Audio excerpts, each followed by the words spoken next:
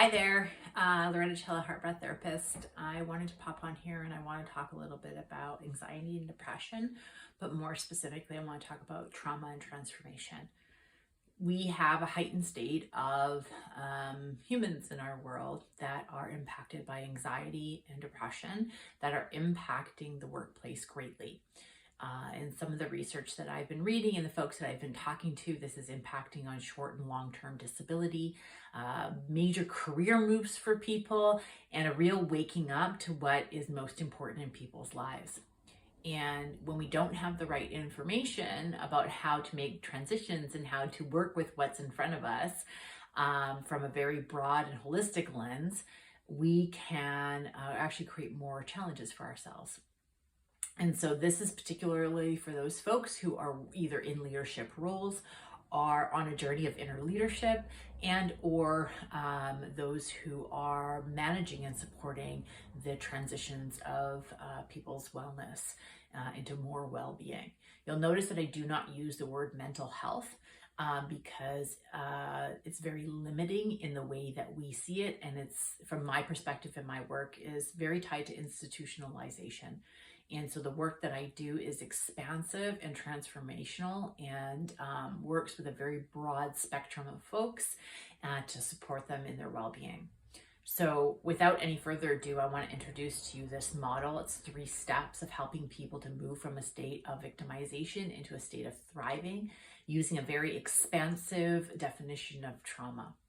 So the definition that I use in my work for trauma is an abrupt separation from self that creates intense feelings of fear, anger, and pain.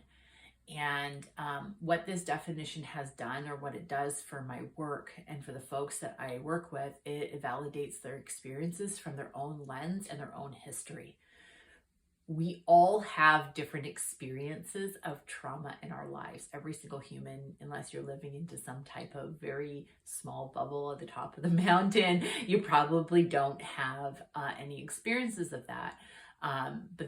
Otherwise, all humans have trauma in various degrees. And when we honor that trauma, it allows the ego to relax, to create some shifts and changes. So this is why I define trauma as such and why I use it like this in my work. The model that I'm going to show you right now is a 3-step triangle that's based on multiple different theories of trauma and condenses it into one. And I'll tell you this little story because I think it's really important because it's an actual experiential model that you can step into. In 2017, I was invited to the Governor General's Leadership Conference. I was also 6 months pregnant, and in the middle of my deployment with my cohort in Manitoba, we experienced a situation where there was a lot of trauma for 2 of us.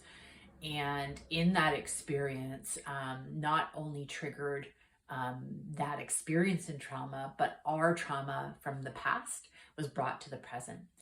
Within days afterwards of working through this, so no, I'm pregnant, I'm working through building a child, in my body, and all the different challenges that go with that. I experienced this situation.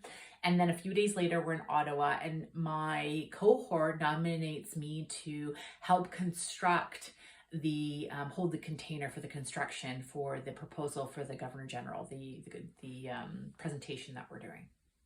So I'm feeling trauma. I am in the leadership role, and I'm pregnant, and I have all those additional things that are running through my body. And I had to call myself forward. And while I was in the hotel room, I got this feeling of, okay, you know this, you know how to do this, you can move through this. And this is where this model was born. So it was a real life situation that bore the theory that I'm about to show you, this 3-step process that anybody can use, as you can see in situations where you need to make some transformation and fairly quickly. So anytime that we have this abrupt separation from self that creates pain, intense feelings of pain, fear, and sadness, we become a victim. The victim is the separation of food, shelter, safety, water, belonging, love, and connection. Think of Maslow's hierarchy of needs. So as soon as we have those basic needs removed suddenly from our system, from our universe, from our bubble, we become a victim. Every human being has these experiences in various degrees. This is why we have this definition. When we replace the food, shelter, water, safety, belonging, love, connection, we become a survivor. And you'll hear this a lot throughout the live. You may have even used it. I'm a survivor of. They are a survivor of.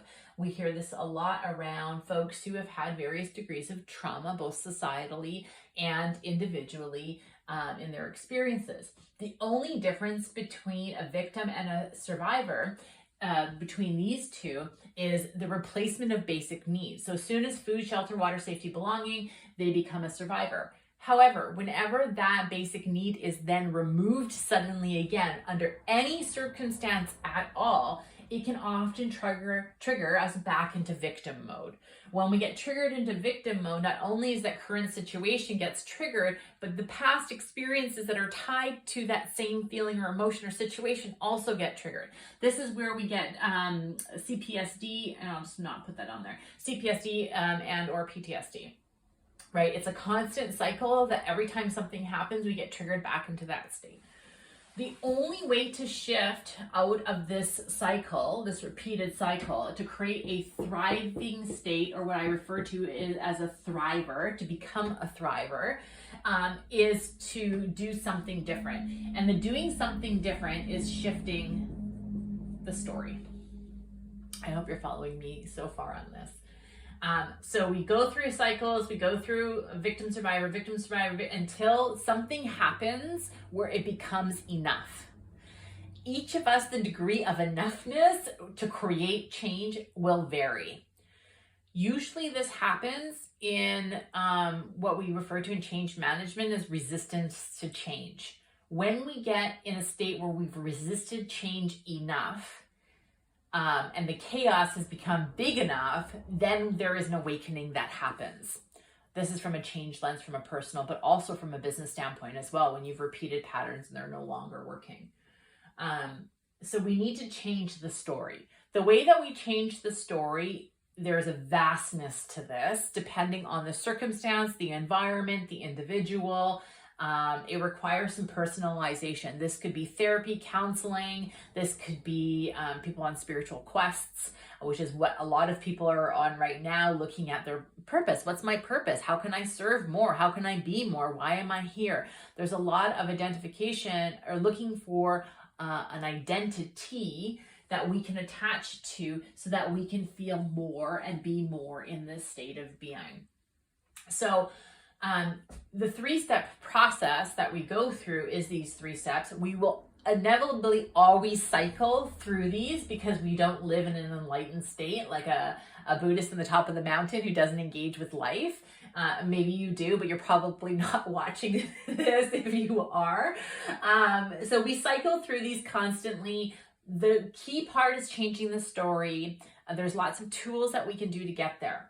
So one, when we identify where we are holding victimization in our lives, where there is a repeated pattern. So this is 2, where is the repeated pattern? So where am I being a victim? Where is the repeated pattern that's happening? And then the third step is changing the story. When we get this, a thriving state, unbelievable things begin to emerge. My situation where this model was born created an incredible presentation in a very adverse situation, that we were able to coherently and cohesively present our findings in Manitoba to the Governor General in less than 24 hours. So we can move through these states fairly easily. The more resourced we are internally in our inner leadership, the more profound this becomes. And the key here is really recognizing that we all come from different places. So when we look at, for example, when we look at long and short-term disability, there are stages and steps that we want to support people through, to either invite them into an opportunity to come back to work, to look at how the work might need to shift so that they feel more satisfaction, but more importantly is that they feel like they're in a thriving state. Because when people feel like they're in a thriving state, their level of contribution is higher. So I went through that very fast, lots of information. If you want to know more or book a session with me to kind of look at your situation at hand, please do. The session's free and it gives us an opportunity to look at what the proper steps for you or your organization is.